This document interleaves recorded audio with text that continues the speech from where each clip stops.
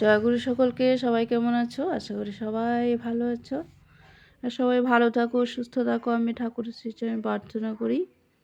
আজকে রান্না করে আমি দুইটা রেসিপি নিয়ে এসেছি। একটা ছোট মাছ দিয়ে রান্না করেছি আর একটা বাঁধাকপির ভর্তা বানিয়েছি। সবাই আমার রেসিপিগুলো দেখবে কিভাবে রান্না করেছি। আর আগে আমি পেস্ট করে নিয়েছিলাম সব মশলা, পেঁয়াজ রসুন এগুলো পেস্ট করে দিয়ে দিয়েছি। পেঁয়াজ টমেটো দিয়ে জিরা একটু দিয়ে তারপর ছোটো মাছগুলো রান্না করেছি খালি খালি করে। তারপরে রান্না করেছি বাঁধাকপি। পুঁটি মাছ এনেছিল, পুঁটি মাছগুলো খুব সুন্দর ছিল, তাজা ছিল, খেতে খুব ভালো হয়েছে তরকারিটা। একটা গল্প বলছি, একটা সত্যি ঘটনা। একবার ঠাকুরের কাছে একজন দাদা গিয়েছে, গিয়ে বলছে যে ঠাকুর, আমার বউটা জানো অলক্ষী, অলক্ষীর মতন কাজ করে, অলক্ষীর মতো কথা শোনে না, অলক্ষীর মতো রান্নাবাড়া করে না, অলক্ষীর মতো সব ব্যবহার যেমন অলক্ষীর মতো, ভালো লাগে না। তো ঠাকুর বললেন, তো অলক্ষীর মতন বউটা তো কীভাবে লক্ষ্মী হবে জানিস? তো দাদারা বললো, কীভাবে হবে ঠাকুর? তো হবে, তুই কি নারায়ণের মতো চলিস, তবেই তো তোর বউ লক্ষ্মীর মতো চলবে। তোর আচরণ কি নারায়ণের মতো সবটা?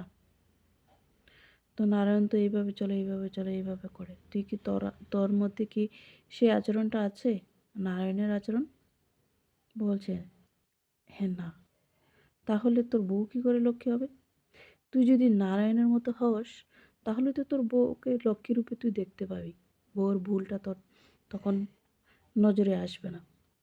তুই যেমন, তোর ব্যবহার তেমন, তোর বউকেও সেই রূপেই দেখবি। তাই আমরা সংসারে এরকম, সবাই এরকম হয়ে থাকে। আমরা নিজে ঠিক না হয়ে দোষ সবার ধরতে পারি, আমার বউ ভালো না, আমার বউ এই করে সেই করে, কিন্তু আমি নিজে কতটুকু ঠিকভাবে চলি সেটা কিন্তু দেখি না, পরের দোষ করিয়ে চলি। সেটাই হচ্ছে আমাদের সংসারের নিয়ম। সেই ভুল বোঝাবুঝি হয়, আমাদের সংসারে অশান্তি হয়।